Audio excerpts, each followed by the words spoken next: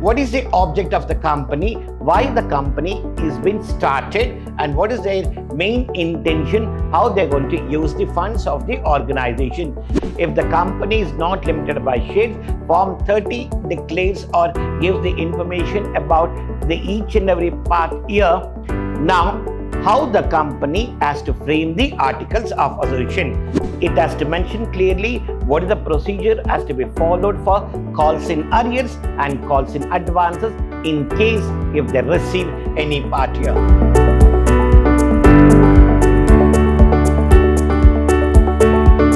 Hearty welcome to my dear students for BCom second sem company law subject, second semester of BCom unit 2 of company law, formation of a company. We are going to discuss in this section. I am Professor Rajesh L.R. from Department of Commerce and Management, Vidhyaashram First Grade College, Temple of Excellence, MYSURU. In today's session, we are going to discuss about the main two important documents, Memorandum of Association and Articles of Association. In our previous sessions, we have discussed about the formation of a company's rules and relations and how the company should be formed, which are the main documents are required, and who is the promoter, functions of the promoter, and prospectus, and even the contents of the prospectus. But in today's session, the next documents which are required to the formation of a company are discussed in our session. The Memorandum of Association is the most important document of the company because the Memorandum of Association is a document which deals totally the relationship with the outsiders of the company. So at the time of framing the MOA, the company should take care of all the things what they are going to mention there and what are the clauses they are going to have. This is a document which sets out the constitution of a company. They are saying that one, it is just making the frame for the company, what are the rights are there for the company and how it works out with the outsiders of the company. It defines the company's relation with the outside world and the scope of its activities. They are saying, already I've said you people, Memorandum of Association is a document which is totally related with the outside world and what are the scope of the activities of the company. Its main purpose is to enable the shareholders. Say, the Memorandum of Association includes the major concept here for the purpose of the shareholders, creditors, as well as those who deal with the company. Those who deal with the company means here it is none other than either it may be a government or the bank or any financial institution which are supporting our company for the financial part here. So for all those people, keeping in these people in the mind, the Memorandum of Association should be made clearly. The next one. So what are the clauses are there in our Memorandum of Association? The clause, the first most important clause of any Memorandum of Association will be name clause. The clause contains the name. Already they are saying that one. The name itself, it is saying that one. The clause is name clause. The clause contains the name of the company. The name selected should not be similar to or identical with. They're saying that one, the name of the company, what we are selecting should not be the same which is already existing in the market, or it should not be identical to the name which is already in the market. We have to select a name in such a way that one, where it should be a new one and it should not be same year. Any existing, the name of the company should end with the word limited. They're saying that one, if it is a public company, the word of the company's name should end with limited. If it is a private company, it should be ended with private limited. If it is a public company, if it is a private company, the name should end with the words private limited. This is the thing what we have. While selecting the name of the company, take care of that one. How the name of the company should be pronounced and what is the name of the company we should have. And it should not be similar company name which is already existing in the market. So keep in the mind and then select the name of the company. The second clause what we have here, situation clause. In this clause, we have the state in which the company is registered its office. They're saying that Situation clause is a clause which indicates that one in which particular locality your business office is registered, as well as where the business activities are going to take place. So means here sometimes the registered office may be in different place and the business activity may be conducted in a different places. So we have to clearly mention that where is the registered office is located, and to avoid any unnecessary legal formalities. Means I think that one in case if anything happens, if there is companies in the default, if anybody wants to sue the company, or if the company wants to sue any person here, at the time of approaching the legal formalities, the company should have a proper registered place here. Like whatever the name they mentioned, with that one they have to mention the address with a clarity. This thing, and the exact address within the state is not given, and only the name of the state is given. Means sometimes the company may say that one we are going to provide the name of the company and where we are doing the business here. If they are not mentioned, it cannot be effective. The third clause we have here, object clause. What is the object of the company? Why the company is being started, and what is their main intention? How they're going to use the funds of the organization.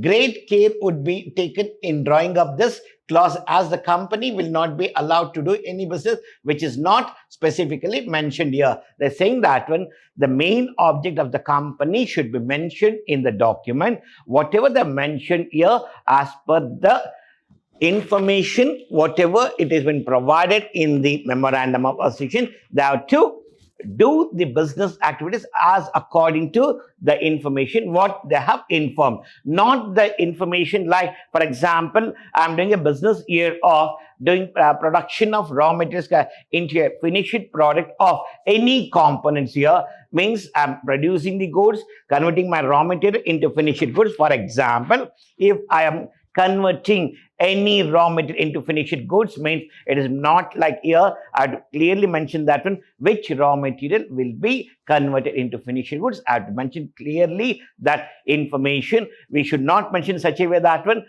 conversion of raw material into finished garments, anything we can do here. For that reason, the clarity has to be given that what raw material will be converted into finished goods and what will be the final product and how they are going to deal with the society. Fourth clause we have here, liability clause. Liability clause states that the liability of all the members is limited to the face value of the shares. They are saying that the number of shares taken by the board of directors, its face value, whatever it is there, equivalent to that one, the liability of the directors will be limited. They cannot increase the debt or they cannot make the debt above the face value of the shares held by each director, and the company may not be liable for the debts made by the directors.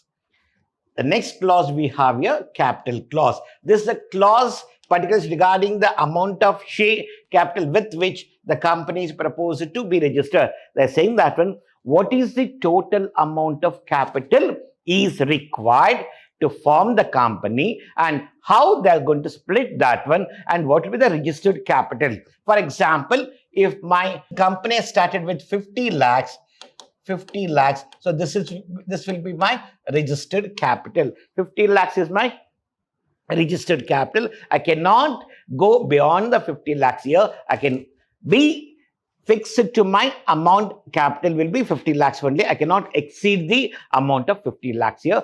It is the total amount what we have required has been mentioned over there. If in case in future, if has to be increased, then they have to have the alteration of memorandum of association after having a special resolution which has to be passed and with the meeting conducted in the AGM, annual general body meeting, that will decide what is the amount of capital has to be increased, why it has to be increased, why they couldn't mention earlier, why it is required now. So before making any decision of capital part here, so think twice or thrice, then say that one, this is the amount of capital is required to run the company in the market. So next one, the subscription clause. This contains a declaration by the subscribers to the memorandum. That this declaration just precedes the names of the signatory of the memorandum. They're saying that one, this is a clause which indicates how many number of members have agreed to sign the MOA. If we have 9 members, whether all the 9 members have agreed and they are going to be authorized persons for the company while signing the MOA. The next major important document is Articles of Association. Articles of Association is a document which is the second most important document which deals with the internal relation of the company, means inside the company. What are the things it has to be made? See, articles have contained the rules and regulations which are to be followed, internal management of the company based on the MOA. They're saying that one, the company, what we are going to frame here and with the MOA and how we are going to start the company here. Based on that one, what is our MOA? And later we are going to have the AOA, because while having AOA here, we should know that one, what type of business we are conducting, what is the line of the business, what is the structure of the business, what is the amount of capital of the business here. Based on this thing, the company has to have its articles of association, making certain rules and regulations, how the employees of the organization have to work and how the employees of the organization has to behave in the internally with all other employees. Everything will be mentioned here. In other words, it is a document which contains rules, regulation, bylaw of the company, how the company has to work and what are the procedure we have here and how it has to be executed here. For that, form of articles, section 30 of the Companies Act lays down the model form of articles for use in the case of company not limited by shares. They're saying that when if the company is not limited by shares, form 30 declares or gives the information about the each and every part here. Now, how the company has to frame the articles of association. The articles must be printed. They're saying that the article must be printed, be divided into paragraphs and numbered consecutively and be signed by each member of the memorandum in the presence of at least one witness. At least the signature, add his address and description and occupation. While signing the articles of association, one on the presence of major one person who is going to be witnessing that these number of board of directors have agreed and signed the document here, and I'm going to mention, if I'm the witness here, I'm going to mention my name, address and what is my occupation. Next part we have here, the articles of association. What are the model forms are there and for what type of companies and which type of companies, it is going to be very important. So table A, it deals with the regulation for management of a company limited by shares. Table A is suitable for company limited by shares. Table A is suitable for company limited by shares with MOA and AOA. Here only the regulation has been discussed here, and here we are going to discuss about MOA and AOA. Table C, it is a model form of MOA, AOA of a company limited by guarantee. That was company limited by shares, and here company limited by guarantee and not having share capital. And table C is for the company which doesn't have the share capital at all. Like for example, a dormant company. Table D, it represents a model form of MOA, AOA, company limited by guarantee and having a share capital. The company which is having the share capital, they have to have the table D. Table E, it gives the model of MOA, AOA of an unlimited company. That's saying that one. Table E is for unlimited companies. Unlimited company, whatever we have here.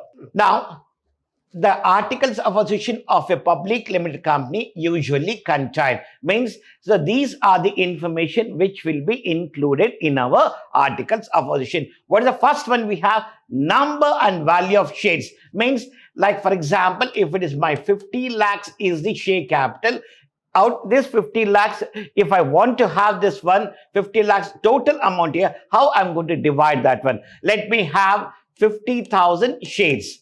So this is the number of shares, 50,000 shares of rupees. 100 each of rupees 100 each. This is the face value of the share.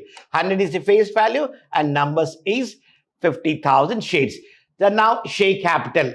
So share capital means here, under share capital we have here authorized capital, which is also called as registered capital or nominal capital. This is the capital which will be the total amount of the business required and registered with the ROC. This is the first part here. The second part, out of authorized capital, whether all the capital has been issued to the public, whether public has subscribed the entire issued, that is called subscribed capital.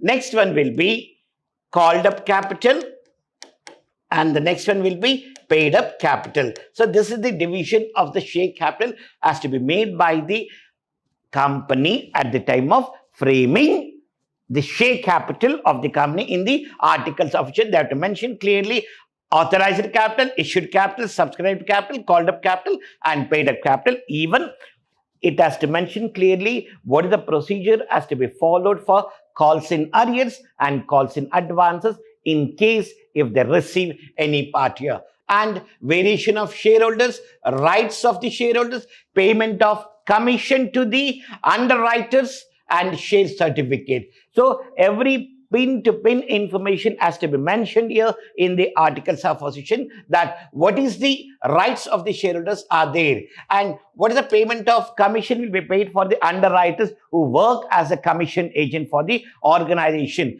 and what are the share certificate, how it has to be issued for the shareholders. Next one, what are the preliminary contracts the company is going to have with the outsiders.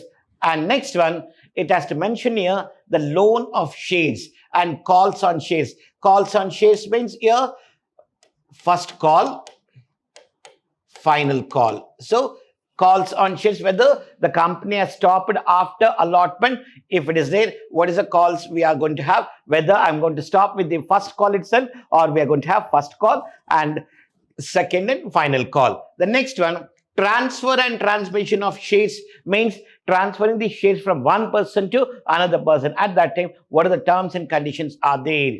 And next one, forfeiture of shares. Forfeiture of shares means here cancellation of shares for the non-payment of call money by the shareholder. The company have a right to cancel the shares of the person who has applied or who has allotted, who has been allotted.